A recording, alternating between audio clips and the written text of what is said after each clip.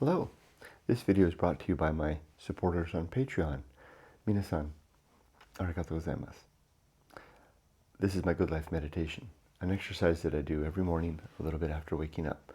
It's now 4:36 a.m. I do this to remember my life objectives and principles, those which are outlined in my book, Going Alone, which you can get a copy of at the link above. And if you don't see a link up there, there's one down in the description. I also use this time to think about the last 24 hours, including last night, to see how I did with the various challenges and opportunities that I met, and to ask myself, did I climb my mountain? I also plan for the coming day, foreseeing, looking ahead to the challenges and opportunities that I can foresee, and preparing myself for the unexpected. Probably more importantly, no, they're equally important, right? I have to be able to map the day, identify the mountain, and prepare for what might get me, ambush me. I then close by readying myself for death. But I start with a poem. And today, we're back with John Keats.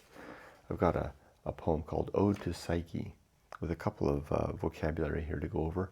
One is Tyrian, which refers to the city of Tyre, which was prophesied in the Bible in Ezekiel, that would be destroyed. Tyre remains to this day. Pinions means wings. Aurorian love is a dawning love. Aurora, thinks, speaking, hearkening to the dawn, to namely the beginning. Phoebe is a reference to the moon. Vesper is Venus, the god Venus. Let's see, there's one more, I think.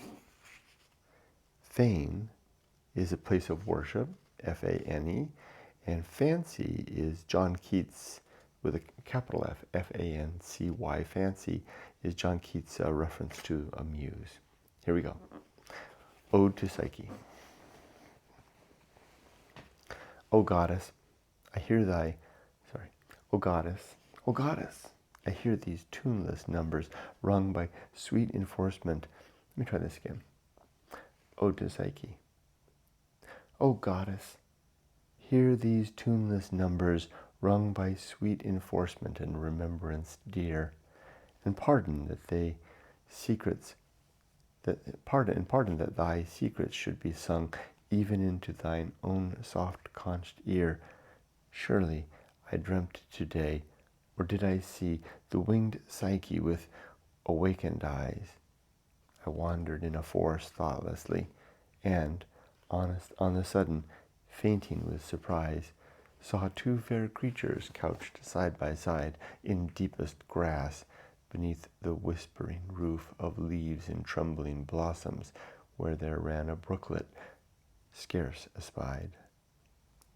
Mid hushed, cool-rooted flowers, fragrant-eyed, blue, silver-white, and budded Tyrian, they lay calm breathing on the bedding grass, their arms embraced, and their pinions too. Their lips touched not, but had not bade adieu, as if disjointed by soft-handed slumber, and ready still past kisses to outnumber, at tender-eyed dawn of Aurorian love. The winged boy I knew, but who wast thou, O happy, happy dove? Is Psyche true? O latest born and loveliest vision far, of all Olympus' faded hierarchy, fairer than Phoebe's sapphire regent star, or Vesper's amorous glowworm of the sky, fairer than these, though temples thou hast none, nor altar heaped with flowers, nor virgin choir to make delicious moan upon the midnight hours, no voice, no lute, no pipe, no incense sweep from chain-swung censer teeming, no shrine, no grove, no oracle, no heat of pale-mouthed prophet dreaming. O brightest, though too late for antique vows, too late for the fond believing lyre, when holy were the haunted forest boughs, holy the air, the water, and the fire. Yet even in those days so far retired from happy pieties, thy lucent fans fluttered among the faint Olympians. I see and sing, by my own eyes inspired. So let me be thy choir, and make a moan upon the midnight hours. Thy voice, thy lute, thy pipe, thy incense sweet from swinged censer teeming, thy shrine, thy grove, thy oracle, thy heat of pale-mouthed prophet dreaming. Yes, I will be thy priest and build a fane in some untrodden region of the mind, where branched thoughts new grown with pleasant pain, instead of pines, shall murmur in the wind. Far, far around shall those dark clustered trees fledge the wild ridged mountains steep by steep, and there by zephyr streams and birds and bees the moss-lain dryads shall be lulled to sleep, and in the midst of this wide quietness a rosy sanctuary will I dress, with the wreathed trellis of a working brain, with buds and bells and stars without a name, with all the gardener fancy ever could feign, who breeding flowers will never breed the same. And there shall be for thee all soft delight that shadowy thought can win, a bright torch and a casement opt at night to let the warm love in. Capital L on love.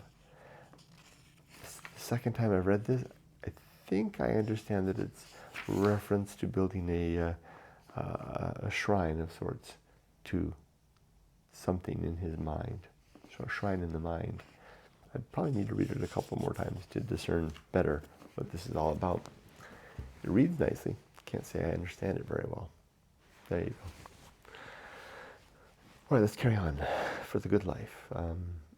First, last night and yesterday, did I climb my mountain yesterday? My mountain was to illustrate this book for my Patreon supporter, Lewis. And I did successfully illustrate. You can see the inside cover, nicely done. I'll probably spend a little more time today just coloring it in a little more. I also did something with Lewis's book that's a first. I began to illustrate, adding little images of myself, this little cartoon character of me, throughout the book at the various junctures points. In the book there are these little aside moments where I kind of step aside with the reader and say, all right, how you doing on the book? How you doing the reading so far? And a little note to them. I added the cartoon illustration there. I got this idea that I'm kind of popping in from time to time while they read the book to check on their status. So I finished that. That was my mountain yesterday. The rest was gain of a good sort. It was a good day yesterday. Lots of stuff done. Delicious time at the beach. Summer, Indian summer has passed. Cool October had certainly arrived. Cool swim, cold swim a little bit. Once I was in the water, I was good. There was a small boy playing in the waves. His ambition, all alone in the water, was enrapturing. Watching how he enjoying his moment, his deliberate moments. It was a good day yesterday. A little bit of anxiety thinking about today, thinking about this week. I always get that way the day before I go back to work. And when work's really tough, 2 days before. That's nasty. When I begin on Saturday to worry about Monday. So I didn't really begin to worry too much until Sunday yesterday. Even though I don't have a lot to worry about right now. Things are good right now. I do have that one challenge, but otherwise things are good. Let's do the Good Life Creed. My 8 objectives and 35 principles are to be always ready to die, to make good and effective use of time, to develop and maintain good and sound life principles, to cultivate good emotional reactions, to perform good actions, to recognize true limits and true opportunity, to do just one thing at a time and do that thing slowly, deliberately, and carefully, and to keep my balance. These objectives and the principles to follow are all listed in my book, Going Alone, in the chapter titled The Good Life. Oh, one of the things I did yesterday, which probably would have been worthy of being a mountain on its own, was to add, enhance upon the concept outlined in objective number 2, the good use of time. Very pleased with that. I think I call it deliberate living. I think that's what it was. It's in there now, although I won't see it for a while. All right, 35 principles are war, reason, homunculus, anchor hold, home of good and evil. War, reason, homunculus, anchor hold, home of good and evil, purpose, atomic principle, principle of nature, the pirate ride, maturity, social principle, principle of family, public speaking, temperance, life will not go well, the horror show, that which must be born, the feast of offal, distraction, agency in the great indifference, best seat in the house,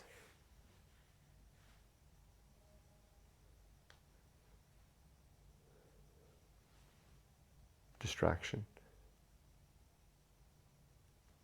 agency in the great indifference. Didn't I just say these? Yeah, I did. The best seat in the house. I repeated myself. Distraction. No. The restless man. The path of wildness. The great life adventure. The risk of avoiding risk. Sin and damnation. Complete oblivion. The script writing. The bullseye aim. The uphill climb. Arena and utility. Nothing is enough. The principle of fun. And keeping and being ready. My mind's not quite sharp today, is it? A little bit dull and off the sides. Tired too. Okay. Now for today. It's a Tuesday, day of work. I have to focus on my new project. My mountain to climb is I'm going to create a copy. I'm going to talk a little bit about the details of what I work. It won't make sense, but it helps me to visualize what I'm going to do. Copy the project story into a new week, deselect all the check marks, and go through them one by one. I'm going to push forward on all of the risks, the remaining risks. I think there's 4 open risks. I'll push forward by sending out email to the risk holders and see how they're doing with their status. I'll push forward on all of the open, which are most of them, scope items, pushing towards scope definition and a level of effort. Don't have very many of those, and I have to get them together in short order. I don't have to worry about it. It's not the 16th, next Monday, is a deadline for the fiscal piece, but it's not so much a deadline for the others, although I would like to get them done too. And I'll put together the project plan, and I already laid in the schedule, but I'll work on the project plan if I didn't already. Did I do that already? I don't think so. Which of these tasks, okay, and then I won't be attending some of the meetings, and I'll send an email to the people that will be doing that, because I'll be focused 100% on this project. The mountain to climb today. The mountain is the project plan. Schedule piece, I've already got that. That's the mountain to climb. Am I ready to die? Are my affairs in order? Absolutely. Are my relationships sound? Yes. Is my life's work done? Absolutely. Yeah. So now I can relax. Take deep breaths.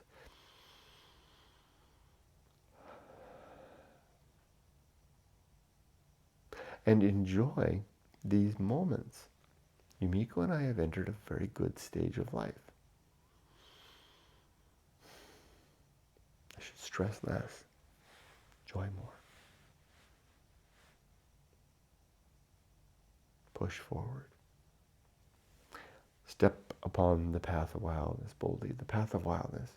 It's easy to find. It's the course of a stream. Leaves blown in the wind. beasts track through the brush in the direction of our first inclination. I wish you all the best. Be safe, but not too safe.